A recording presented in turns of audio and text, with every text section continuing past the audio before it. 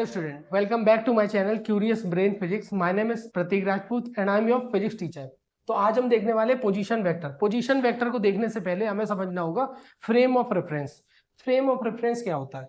मान लीजिए कोई ऑब्जर्वर है, वो यहाँ पर ऑब्जर्व कर रहा है एक मूविंग बस को। यहाँ पर कोई बस है जो मूव कर रही है। ये ऑब्जर्वर इस बस को ऑब्जर्व कर रहा है, इसके अकॉर्डिंग ये बस मूव कर रही है इस डायरेक्शन में। और बस में अगर कोई पैसेंजर है और वो दूसरे पैसेंजर को देखता है तो उसके लिए वो पैसेंजर मूविंग स्टेट में नहीं है, वो रेस्ट में है। पर इस पर्सन के लिए ये बस मूविंग है। तो आज हम समझने वाले यही चीज, फ्रेम ऑफ रेफरेंस। ये बहुत इंपॉर्टेंट टॉपिक है। अच्छा, कोई चीज मोशन में है, ये आप कैसे बता सकते हो कि ये ऑब्जेक्ट मोशन में है?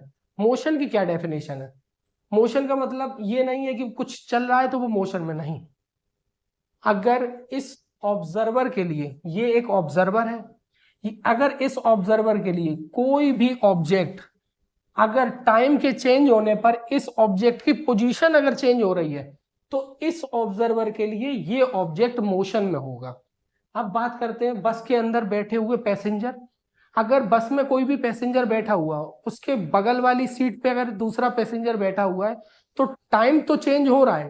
टाइम तो एक इंडिपेंडेंट क्वांटिटी, वो तो आगे बढ़ रहा है, पर टाइम के चेंज होने पर उस बगल में बैठे हुए जो भी पर्सन है उसकी पोजीशन चेंज नहीं हो रही। इट मीन्स वो रेस्ट में है। तो कोई भी चीज रेस्ट में है या मोशन में है वो डिपेंड करता है कि टाइम के चेंज होने पर वो चीज जो ऑब्जर्व कर रहा है उसके लिए वो चीज रेस्ट में है या फिर मोशन में है। तो एक ही ऑब्जेक्ट इस पर्सन के लिए ये बस मूविंग, क्योंकि इसके अकॉर्डिंग ये चीज टाइम के अकॉर्डिंग इसकी पोजीशन चेंज हो रही है बस की। पर बस में बैठे हुए पैसेंजर्स के लिए वो रेस्ट में है। एक और एग्जांपल लेते हैं। जैसे आपने देखा सामने आपके पेड़ है, आपने देखा 1 बजे टाइम देखा और 2 बजे फिर आपने देखा पेड़ जहां था वहीं है। तो आपके अकॉर्डिंग पेड़ रेस्ट में है, ट्री मूव नहीं कर रहा।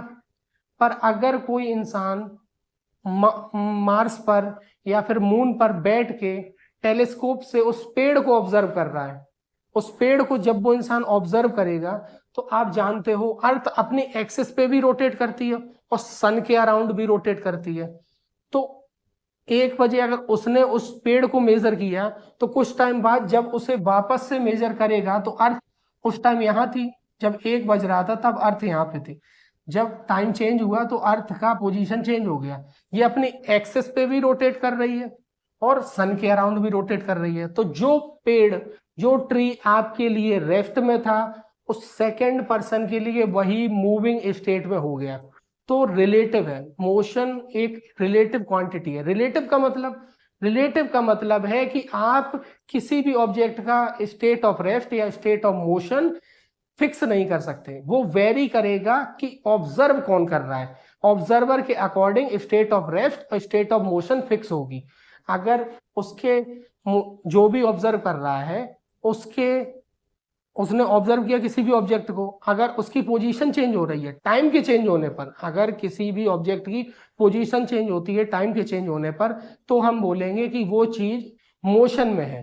तो ये तो हुआ फ्रेम ऑफ रेफरेंस। अच्छा, सिर्फ इतने से ही काम नहीं चलने वाला कि इसने इसको ऑब्जर्व किया कि टाइम के चेंज होने पर ये चीज मूव कर रही है तो ये मोशन में है। ये तो कंफर्म हो गया कि ये चीज मोशन में, चलिए ठीक है। पर इसकी वेलोसिटी, एक्सेलरेशन, बहुत सारी फिजिकल क्वांटिटीज अब आपको कैलकुलेट करनी। अब वो कैसे करें? तो जो भी कैलकुलेशन होती है फिजिक्स में उसके लिए आपको सबसे पहले चाहिए एक ऑब्जर्वर जो कि उस एक्सपेरिमेंट को ऑब्जर्व करेगा। जो भी एक्सपेरिमेंट आप कर रहे हो उसको ऑब्जर्व करेगा। अब अभी हम एक्सपेरिमेंट कर रहे हैं इस बस पर कि इसकी वेलोसिटी, एक्सेलरेशन वगैरह ये सब निकालना है, स्पीड ये सब निकालना। तो उसके लिए सबसे पहले आपको चाहिए एक ऑब्जर्वर, और ऑब्जर्वर को आप अटैच करोगे फ्रेम ऑफ रेफरेंस से। फ्रेम ऑफ रेफरेंस ये क्या होता है? फ्रेम ऑफ रेफरेंस का मतलब आपने मैथ में पढ़ा होगा, इसको बोलते हैं एक्स एक्सेस, इसको बोलते हैं वाई एक्सेस। यहाँ पे ओरिजिन होता है, अगर इसको एक्सटेंड करेंगे तो ये माइनस एक्स एक्सेस, ये इधर एक्सटेंड करेंगे तो माइनस वाई एक्सेस। तो इसकी जरूरत क्यों पड़ी? इसे कहते हैं कार्टेशियन कोऑर्डिनेट सिस्टम। एक्स और वाई एक्सिस का जो ये बना दिया मैंने, इसको बोलते हैं, इस सिस्टम को बोलते हैं कार्टेशियन कोऑर्डिनेट सिस्टम, क्योंकि यहाँ पर ये एक्स एक्सिस है, ये वाई एक्सिस है। तो अब हम कोई भी पॉइंट, जब हम मैथ में ये चीज पढ़ते थे तो वहां पर पॉइंट्स कैलकुलेट करते थे कि ये ओरिजिन से ये पॉइंट इतना दूर है, ये इतना दूर है। फिजिक्स में इसी चीज को हम ऑब्जेक्ट के लिए अप्लाई करेंगे। तो अब जो अपने पास ऑब्जर्वर है उसको हम बैठाएंगे ओरिजिन पे। यहाँ पर अपना ऑब्जर्वर बैठा, ऑब्जर्वर ने देखा कि ये जो बस है इससे कितनी डिस्टेंस पे है। मान लीजिए एक्स एक्सिस में यहाँ पर चली ये बस 3 मीटर और वाई एक्सिस में 4 मीटर पे, तो 3,4 इसका पोजीशन हो गया। तो किसी भी चीज को मेजर करने के लिए आपको एक तो चाहिए ऑब्जर्वर, दूसरा चाहिए कि आप उस ऑब्जर्वर को फ्रेम ऑफ रेफरेंस से अटैच करो। कैलकुलेशन इजी करने के लिए आप अपने ऑब्जर्वर को हमेशा ओरिजिन पॉइंट पर बैठा के कैलकुलेशन कीजिए, और अगर वो चीज मोशन में है तो उसके टाइम के चेंज होने पर उस ऑब्जेक्ट की पोजीशन चेंज होगी, तो हम बोलेंगे वो चीज मोशन में है। अगर टाइम के चेंज होने पर ये चीज पोजीशन चेंज नहीं होती तो हम बोलेंगे ये चीज रेस्ट में है। तो ये तो बात हो गई फ्रेम ऑफ रेफरेंस की, इसको बोलते हैं पोजीशन वेक्टर। तो पोजीशन वेक्टर के लिए सबसे पहले आपको चाहिए एक ऑब्जर्वर जो आप बैठाओगे ओरिजिन पे। अभी मैंने आपको समझाया कैलकुलेशन इजी करने के लिए अपना ऑब्जर्वर बैठेगा ओरिजिन पे। ये हो गई एक्स एक्सिस, ये हो गई वाई एक्सिस। ये 2D फिगर है, ये कार्टेशियन कोऑर्डिनेट सिस्टम 2D है, इसको 3D भी कर सकते हैं। अगर वाई जेड एक्सिस भी ले लिया तो ये 3D हो जाएगा। अगर कोई ऐसा ऑब्जेक्ट है जो एक्स वाई और जेड में भी मूव कर रहा है तो हम 3D लेंगे। अगर मान लीजिए कोई प्लेन को हम ऑब्जर्व कर रहे हैं तो हमें 3D लेना पड़ेगा, क्योंकि वो एक्स में भी मूव करेगा, आगे भी बढ़ेगा प्लेन, ऊंचाई पे भी बढ़ेगा, और इस जेड एक्सिस में भी कहीं ना कहीं मूव करेगा। तो उसके लिए हम 3 एक्सिस लेंगे। अगर कोई ऐसा ऑब्जेक्ट है जो एक्स और वाई में ही मूव कर रहा है तो हम उसके लिए 2 एक्सिस लेंगे। अगर कोई स्ट्रेट लाइन मूव कर रहा है तो कोई भी एक्सिस ले लीजिए, एक्स वाई या जेड। तो चलिए देखते हैं। ये हमने पहले ऑब्जर्वर लिया, एक फ्रेम ऑफ रेफरेंस लिया, एक कार्टेशियन कोऑर्डिनेट सिस्टम लिया, अपने ऑब्जर्वर को इससे अटैच कर दिया। तो ये तो हो गया अपना फ्रेम ऑफ रेफरेंस। चलिए अब यहाँ पर कोई ऑब्जेक्ट है और ऑब्जेक्ट के कोऑर्डिनेट आपको गिवन है कि इसके कोऑर्डिनेट है एक्स कॉमा वाई, और यहाँ पर ये पॉइंट हमने जो ऑब्जेक्ट है उसको मान लिया पी। तो अब हमें एक वेक्टर ड्रॉ करना होगा इस ऑब्जर्वर से। ये ऑब्जेक्ट कितना दूर है वो हमने बना दिया वेक्टर, और इस वेक्टर को नाम दे दिया मान लीजिए क्यू, और ये क्यू इस वेक्टर का मैग्नीट्यूड है। तो ओपी वेक्टर जो है अपना, उसका जो मैग्नीट्यूड है वो है क्यू। मैग्नीट्यूड क्या है बेटा? Q.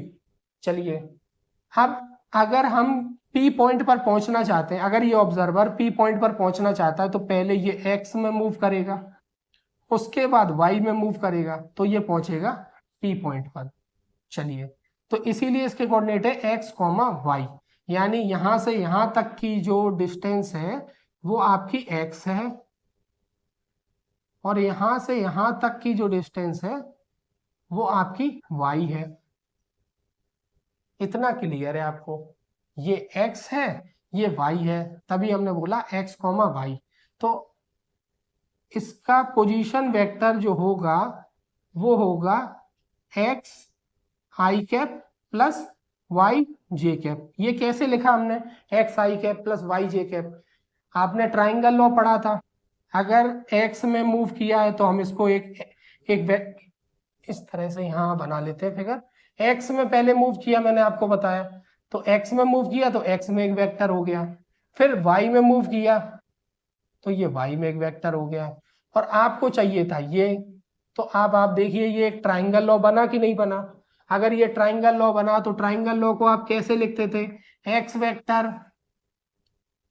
Plus y vector is equal to जो भी ये निकलेगा, तो ये अपना ओपी वेक्टर है, यानी जिसका मैग्नीट्यूड है q। तो पोजीशन वेक्टर को लिखने का भी सेम तरीका है कि दो वेक्टर को हमने ऐड किया और ये अपना रिजल्टेंट मिला जो हमने ट्राइंगल लॉ में पढ़ा था। तो ये हो गया x, ये हो गया y।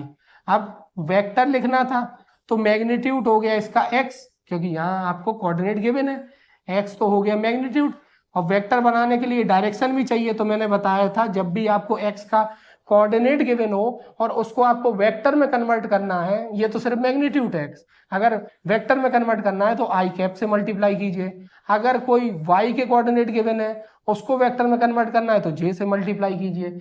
इसी तरह अगर जेड होता तो हम के से मल्टीप्लाई करते।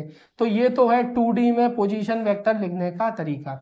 सिर्फ आपको कोऑर्डिनेट देखने हैं, एक्स होगा तो उसके साथ आई, वाई होगा तो जे, जेड होगा तो के। अब आपसे पूछा ओपी का जो मैग्नीट्यूड है क्यू वो कितना होगा, वो कैसे निकालेंगे? तो यहां पर देखिए ये x है और ये y है, इनके जो एंगल है यहाँ पर आप देख रहे हो वो 90 डिग्री बन रहा है। x और y में जो एंगल होता है वो 90 डिग्री होता है, ये आपको पता होना चाहिए। ये x एक्सिस है, ये y एक्सिस है, दोनों एक्सिस एक दूसरे के साथ 90 डिग्री एंगल बनाते हैं। ये एंगल 90 डिग्री होता है दोनों एक्सिस का एक दूसरे के साथ। चलिए देखते हैं, अगर ये एंगल 90 डिग्री है तो मैग्नीट्यूड किस तरह से फाइंड करेंगे? आप पाइथागोरस लगाइए। क्या होता है? परपेंडिकुलर का स्क्वायर बेस का स्क्वायर इक्वल टू हाइपोटेनियस का स्क्वायर। तो परपेंडिकुलर का स्क्वायर यानी वाई स्क्वायर, एक्स स्क्वायर यानी बेस का स्क्वायर, और हाइपोटेनियस का स्क्वायर। तो स्क्वायर यहां पर होगा, इसको स्क्वायर को इस तरफ ले जाएंगे तो ये हो जाएगा रूट। तो ये हो गया पोजीशन वेक्टर का मैग्नीट्यूड। ओपी वेक्टर का मैग्नीट्यूड हमने निकाला ये। अब इसको हमने नाम दे दिया था मैग्नीट्यूड को क्यू। इसको आप चाहे तो ये भी लिख सकते हैं ओपी वेक्टर, और ये मैग्नीट्यूड हमने मॉडुलस का साइन लगाया तो ये मैग्नीट्यूड को रिप्रेजेंट करता है। तो ये आ गया इसका मैग्नीट्यूड। ये तो हो गया 2D में रिप्रेजेंटेशन पोजीशन वेक्टर का। अगर यही 3D होता तो आपके पास 3 एक्सेस होती, एक्स एक्सेस, वाई एक्सेस और जेड एक्सेस। यहाँ पर ओरिजिन, यहाँ पर अपना ऑब्जर्वर बैठा, और ये पूरा जो एक्स वाई जेड और ये ऑब्जर्वर मिलके बना फ्रेम ऑफ रेफरेंस। अब यहाँ पर फिर से एक पी पॉइंट है जिसके कोऑर्डिनेट है x comma y comma z. अगर आपको बोला है ओपी वेक्टर लिखना है तो आपको जस्ट एक्स आई कैप प्लस वाई जे कैप प्लस जेड के कैप। ये किस तरह से लिखा आप समझ गए? सेम उसी तरह से इसको लिखा गया है। अब अगर इसके मैग्नीट्यूड आपको फाइंड करने हैं, तरीका फिर से वही, x के कंपोनेंट का स्क्वायर प्लस y के कंपोनेंट का स्क्वायर प्लस z के कंपोनेंट का स्क्वायर। ये तो आ गया आपका ओपी वेक्टर का मैग्नीट्यूड। तो ये तो पोजीशन वेक्टर लिखना सीख गए आप 2D में, और 3D में कैसे लिखते हैं, और साथ ही साथ आपने देखा कि पोजीशन वेक्टर का मैग्नीट्यूड किस तरह से लिखते हैं, और फ्रेम ऑफ रेफरेंस क्या होता है। फिजिक्स में फ्रेम ऑफ रेफरेंस बहुत इंपॉर्टेंट है, क्योंकि एक ऑब्जर्वर के लिए कोई चीज रेस्ट में है, कोई चीज मोशन में है, तो एक्सपेरिमेंट का रिजल्ट बार बार अलग अलग आएगा। तो हर एक ऑब्जर्वर के लिए अलग अलग रिजल्ट आ सकता है। अब कोई ऑब्जर्वर बोल रहा है वो रेस्ट में है, कोई बोल रहा है कि वो मोशन में है। तो डिपेंड करता है कि वो से ऑब्जर्व कौन कर रहा है। इसलिए मोशन एक रिलेटिविस्टिक क्वांटिटी है। फिजिक्स में जितनी भी क्वांटिटी आप पढ़ोगे, वेलोसिटी, एक्सेलरेशन, स्पीड, ये सभी रिलेटिविस्टिक हैं। ये किसी एक पर्सन के लिए वेरी कर सकती हैं और किसी दूसरे पर्सन के लिए कुछ और हो सकती है उनकी वैल्यू। तो फ्रेम ऑफ रेफरेंस समझना जरूरी था। फ्रेम ऑफ रेफरेंस का मतलब फिर से मैं बताता हूँ, एक ऑब्जर्वर होगा और एक कोऑर्डिनेट सिस्टम होगा आपके पास। इसको कार्टेशियन कोऑर्डिनेट सिस्टम बोलते हैं। जब एक्स और वाई और जेड, अगर एक्स वाई है तो ये 2D कार्टेशियन कोऑर्डिनेट सिस्टम हुआ, एक्स वाई जेड है ये 3D कार्टेशियन कोऑर्डिनेट सिस्टम हुआ। आपके सिलेबस में 2 कोऑर्डिनेट सिस्टम है, एक तो ये कार्टेशियन कोऑर्डिनेट सिस्टम, दूसरा polar coordinate system. Cartesian coordinate system का कब हम यूज करते हैं? जब भी आपका ऑब्जेक्ट किसी भी मतलब कोई भी पाथ को फॉलो करे, चाहे स्ट्रेट लाइन चाहे कर्व, इस तरह से भी मूव कर रहा है, चाहे स्ट्रेट लाइन में ही जा रहा है, तब आप यूज करोगे कार्टेशियन कोऑर्डिनेट सिस्टम। पोलर की एक स्पेसिफिक कंडीशन है, पोलर कोऑर्डिनेट सिस्टम का आप यूज तब करोगे जब अपना जो भी ऑब्जेक्ट है वो एक सर्कुलर पाथ को फॉलो कर रहा हो। अगर सर्कुलर पाथ को फॉलो कर रहा है और आप उसमें कैलकुलेशन करना चाहते हो, तो ऐसा नहीं है कि कार्टेशियन कोऑर्डिनेट सिस्टम में आप कैलकुलेट नहीं कर सकते, उसकी सब वैल्यू कर सकते हैं। पर अगर आप पोलर कोऑर्डिनेट सिस्टम को यूज करोगे सर्कुलर पाथ के लिए, तो आपका आंसर जल्दी आएगा और वो आपकी कैलकुलेशन को सिंप्लीफाई कर देगा। मतलब क्वेश्चन को बहुत जल्दी इजीली आप टैकल कर सकते हो। तो आपको 2 कोऑर्डिनेट सिस्टम पढ़ने हैं, वो मैं आपको पढ़ाऊंगा some basic concept of physics वाले प्लेलिस्ट में, उसका लेक्चर जल्दी ही आपके पास आ जाएगा। तो आपके सिलेबस में 2 है, Cartesian coordinate system, polar coordinate system. आज आपने देखा कार्टेशियन कोऑर्डिनेट सिस्टम क्या होता है, फ्रेम ऑफ रेफरेंस क्या होता है, पोजीशन वेक्टर क्या होता है, पोजीशन वेक्टर का मैग्नीट्यूड किस तरह से लिखते हैं। तो ये तो हो गया पोजीशन वेक्टर के बारे में। ये बहुत इंपॉर्टेंट है, क्योंकि जैसे ही आप मैकेनिक्स स्टार्ट करोगे सब बार बार आपको ये पोजीशन वेक्टर मिलेगा। कुछ नहीं करना, आपको कोऑर्डिनेट देखना है, जहां भी हो ऑरिजिन से होगा, ये कोऑर्डिनेट ऑरिजिन से होगा। अच्छा, ये इतनी वैल्यू क्यों आ रही है, एक्स आई प्लस वाई जे, इस तरह से मैंने समझाया। दूसरा तरीका आप समझ लिए, इसके कोऑर्डिनेट ले लीजिए, 0,0 ऑरिजिन है, 0,0 होंगे। इसके कोऑर्डिनेट क्या है, एक्स कॉमा वाई। मैंने आपको बताया था जी, जब भी वेक्टर हो उसका ये होता है टेल, ये होता है हेड। अब इस वेक्टर को लिखने का तरीका मैंने बताया था, हेड माइनस टेल। आप हेड माइनस टेल कीजिए, आपका वेक्टर हो गया। तो हेड माइनस टेल करेंगे तो हेड है एक्स, टेल है 0, x minus 0 x, y minus 0 y. अब एक्स जो कोऑर्डिनेट है इसकी डायरेक्शन भी देनी होगी, क्योंकि एक्स तो सिर्फ मैग्नीट्यूड है, कोऑर्डिनेट है यानी वैल्यू है सिर्फ और सिर्फ, उसमें अभी मैग्नीट्यूड है, डायरेक्शन नहीं है। तो डायरेक्शन के लिए हमने आई कैप लगाया, एडिशन का साइन लगाया, और फिर हमने लिखा वाई और उसके साथ उसकी डायरेक्शन लिखी जे कैप। तो आई होप आप समझ गए होंगे कि पोजीशन वेक्टर को किस तरह से लिखते हैं। तो नेक्स्ट लेक्चर में हम देखने वाले हैं रिजोल्यूशन ऑफ वेक्टर, वेक्टर को रिजोल्व करना। वो भी बहुत इंपॉर्टेंट टॉपिक है, उसका भी फिजिक्स में, पूरी इंटायर फिजिक्स में यूज होने वाला है रिजोल्यूशन ऑफ वेक्टर। बार बार आप वो चीज करोगे और इसका भी काफी यूज होने वाला है। तो स्टूडेंट, मिलते हैं फिर नेक्स्ट वीडियो में और हम देखेंगे resolution of vector. Thank you very much to the listening.